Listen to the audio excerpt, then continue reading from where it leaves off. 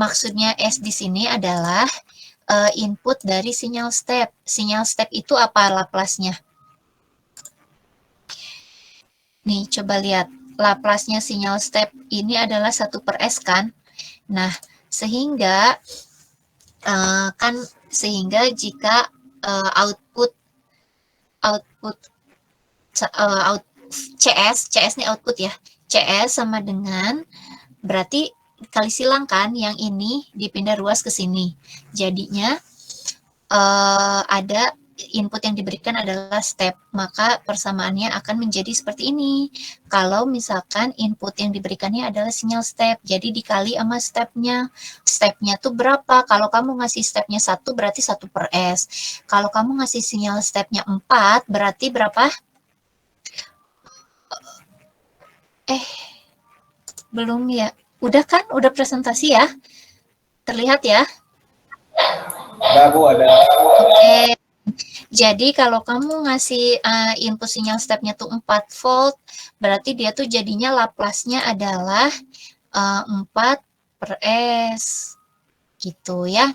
Nah, jadi sekarang apa nih sistem order 2 ini? Sistem order 2 itu punya beberapa dinamika behavior, di sini istilahnya dinamika behavior. Yang pertama, tolong ditulis adalah underdamped. Kamu udah dikasih tugas sebenarnya underdamped ini. Ya, underdamped. Yang kedua apa?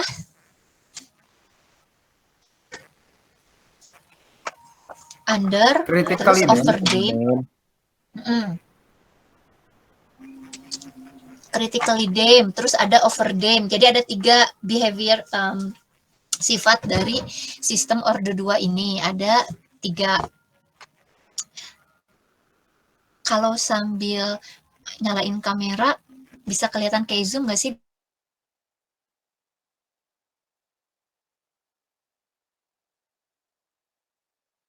Di Google critically damped sama overdamped. Nah, bedanya itu apa? Jadi tolong ditulis, ada megang buku di sampingnya. Jadi pertama, respon itu underdamped jika nilai zeta-nya ini, nilai zeta yang ini ya, nilai zeta-nya ini kurang dari 1 dan lebih besar dari 0. Udah dicatat? Karena kalau di screenshot ada sih di PPT, tapi PPT-nya itu PPT yang ini, tapi ini tuh terlalu luas cakupan bahasannya. Jadi nanti kamu harus ngecek juga. Nah, ini nih ya. Kita bahas apa tadi? Underdamped ya.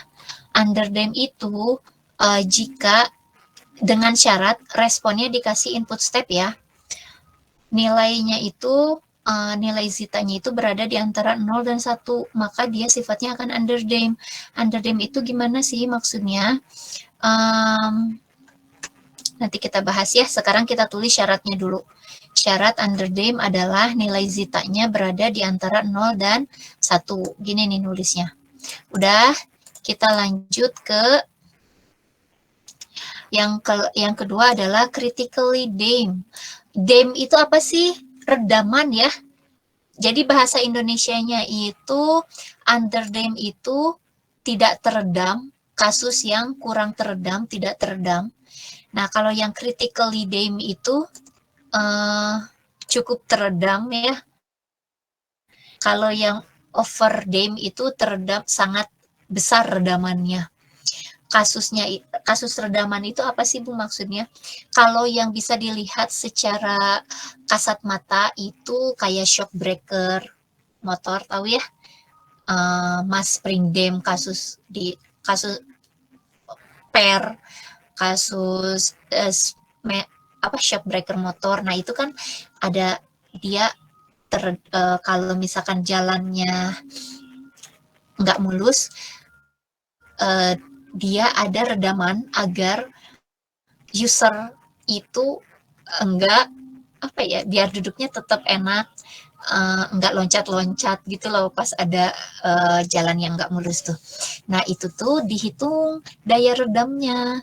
Kayak kamu kalau naik mobil Avanza ngebut di tol, sama kamu naik Pajero, itu beda redamannya, gaya redamnya itu. Dia karena yang, aduh jadi nyebut merek ya, saya nggak tahu sih karena bedanya, oh SUV ya sih ininya, model mobilnya tuh. Kalau yang SUV itu memang didesain untuk berkecepatan tinggi dengan perhitungan redamannya itu yang oke. Jadi walaupun dia ngebut, walaupun jalannya berlubang atau bergelombang, penumpangnya itu tetap teredam, tetap duduknya itu tidak terombang-ambing gitu loh. Bisa dibayangin nggak sih analoginya? Bisa dibayangin ya, kalau misalkan gini nih kuliah online teh ya, sepi sendiri, nggak apa-apa lah, kayak hitung-hitung kayak penyiar radio. Oke, kita lanjut. Berarti udah dicatat, udah belum? Critically damp syaratnya nilai zitanya sama dengan 1. Udah? Nah, sekarang yang overdamp. Overdamp itu terjadi jika nilai zitanya lebih dari 1. Ini overdamp, nilai zitanya lebih dari 1. Udah? Ini tuh maksudnya apa? Maksudnya kamu lihat dari kuncinya adalah di persamaan ini, di persamaan yang ini kuncinya. Jadi nanti kamu lihat mencari akar-akar karakteristiknya biar gampang.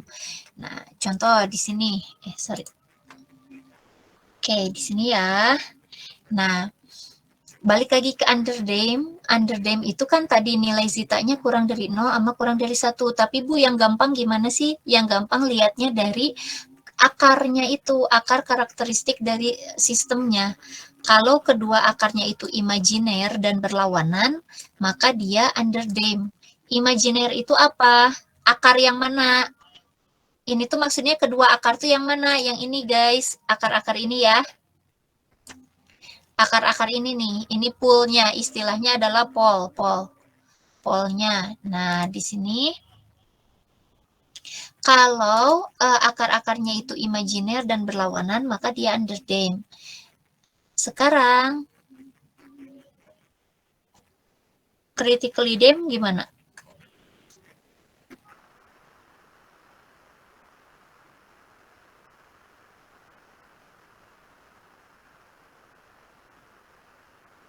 Critical. Tidak berlawanan, Bu. Tidak berlawanan. Jadi maksudnya tidak berlawanan, semuanya negatif gitu.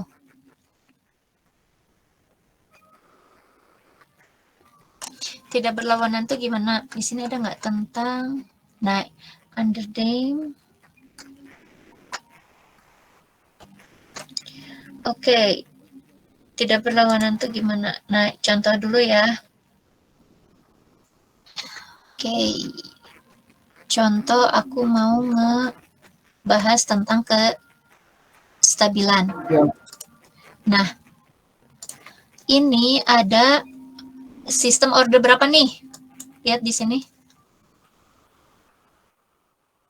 1, Bu. Sistem order Order 1 kan? 1, Bu.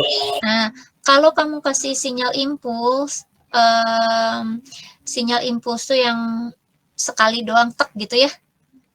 Kalau step kan sekali on ngasih sinyal terus.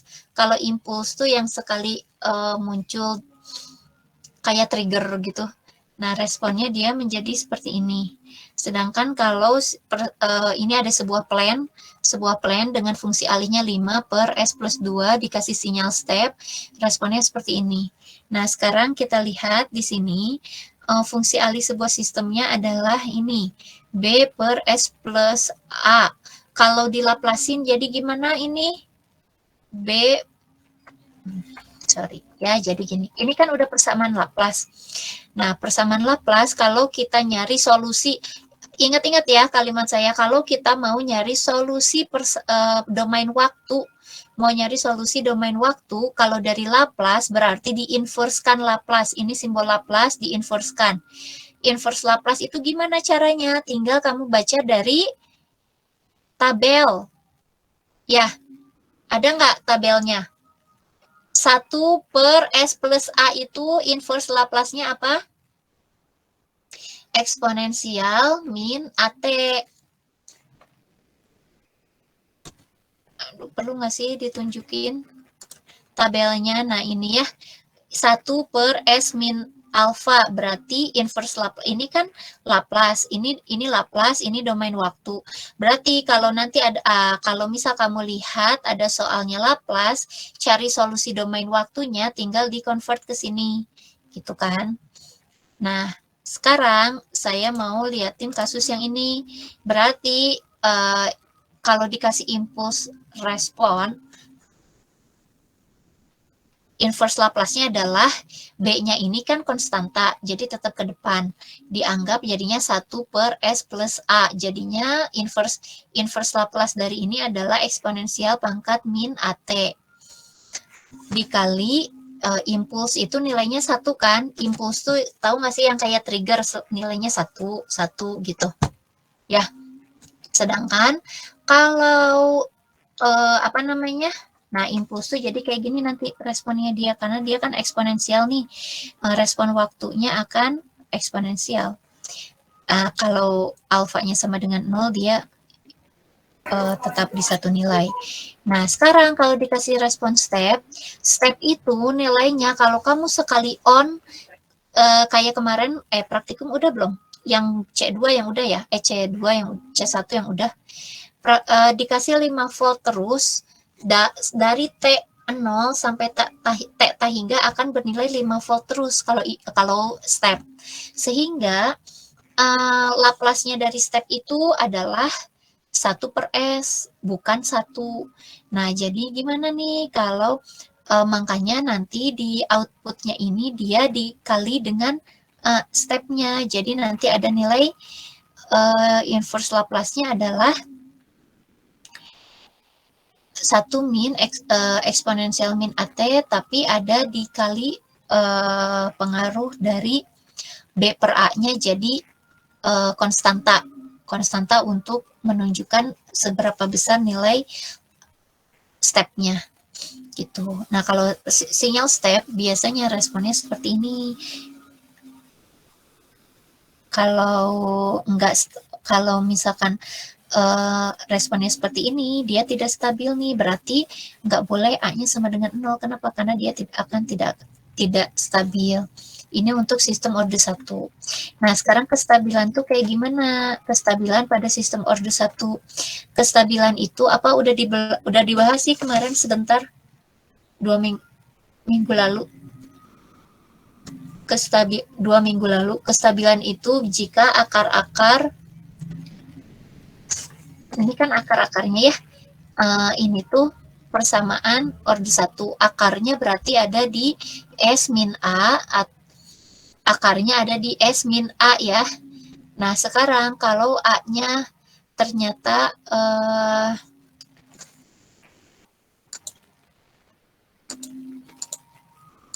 contoh misalkan 1 per S plus 5. Berarti akarnya berapa? S sama dengan akar-akar karakteristiknya berapa? Diakarin ini? Min 5. Nah, gitu maksudnya. Nah, sekarang dari akar ini kita lihat dia stabil atau enggak. Sekarang kita lihat kalau akar-akar karakteristik dari sebuah sistem, baik sistem order 1 ataupun order 2 ada di sebelah kanan bidang S-plane, maka ini ya bidang S, maka dia nggak stabil. Kalau misalkan ada di sebelah kiri, walaupun itu mendekati ke titik 0, dia tetap stabil. Kenapa? Karena kita buktikan dengan dengan Simulink, dia tetap kalau akarnya min 1, dia ada titik di mana menuju steady-nya. Sekarang kalau akarnya min 2 gimana? Oh, ternyata kalau akarnya min 2, dia ada steady, tapi ternyata steady-nya di 0,5 nih. Kalau yang tadi kan steady-nya di 1. Sekarang kalau di 0 min 2 steady-nya di 0,5. Berarti pengaruhnya apa nih akar-akar karakteristik ke sistem order 1? Semakin apa? semakin akar-akar sistemnya jauh dari titik nol, dari titik origin, maka responnya bandingkan deh. Lihat nih ini. Ini dia naik, baru steady-nya di detik ke-4. Sekarang yang ini dia naik steady di detik kurang dari detik kedua udah steady. Berarti apa yang bisa kita simpulkan? Untuk sistem order 1, ya. Semakin jauh dari nol berarti semakin cepat, Bu. Ya, itu dicatat ya. Jadi, karakteristik dari sistem order 1 itu, kalau akar-akar sistemnya semakin jauh dari titik nol atau titik nol ini namanya equilibrium. Kalau semakin jauh dari titik equilibrium, maka responnya itu semakin cepat menuju steady state-nya. Ini namanya equilibrium. Bisa nggak sih type equilibrium? Gimana nulisnya? Ya gitulah ya, pakai ki, equilibrium. Jadi semakin jauh dari titik nol dia tuh kan responnya semakin cepat kalau dia semakin ke sebelah kiri bidang S. Kalau ke sebelah kanan responnya makin lambat. Lama-lama kalau lebih dari sini dia makin nggak stabil. Respon nggak stabil itu kayak tadi ditunjukin makin naik terus tak terhingga dia naik terus. Atau osilasi, tapi osilasinya semakin tak terhingga tuh osilasinya semakin besar, bukan semakin kecil. Nah, itu nggak stabil tandanya, ya. Oke. Nah, sekarang YSS ini adalah output steady state. Output steady state itu bisa steady state itu bisa dicari dari B per A. B-nya itu apa ini? Apa namanya? Endpoint titik.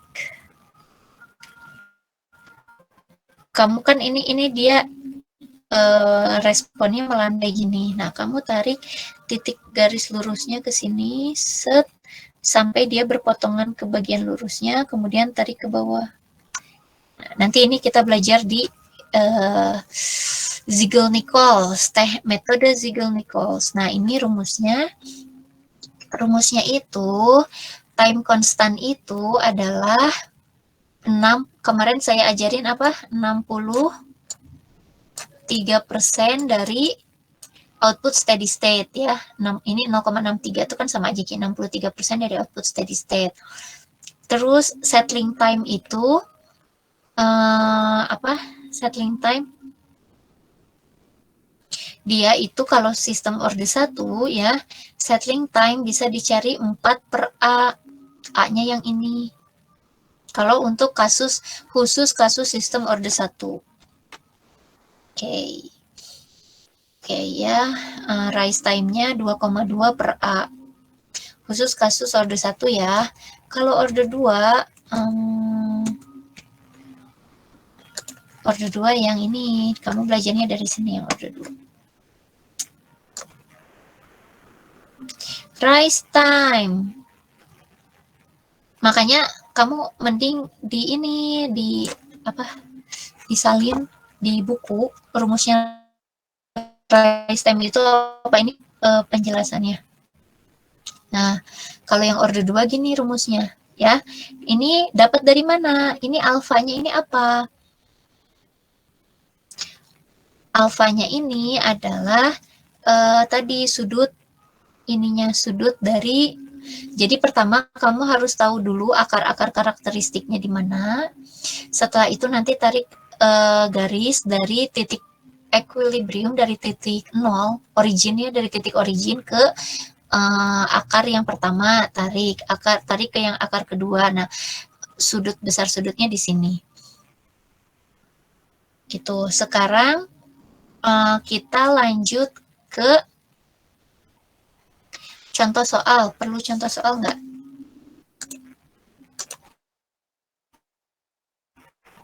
Coba ya, sebentar ya. kamu belajar nyari akar-akar karakteristik dari sebuah sistem. Nanti apakah akar tersebut stabil, sistem tersebut stabil atau enggak ya? Saya cari dulu soalnya.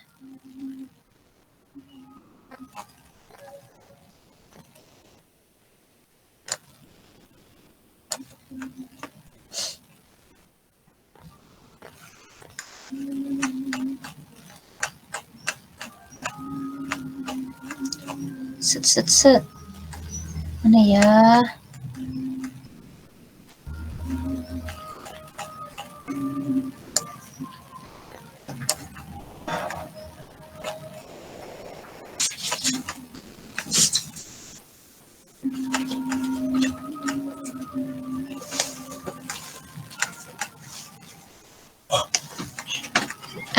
Nah ini deh. Ini integral.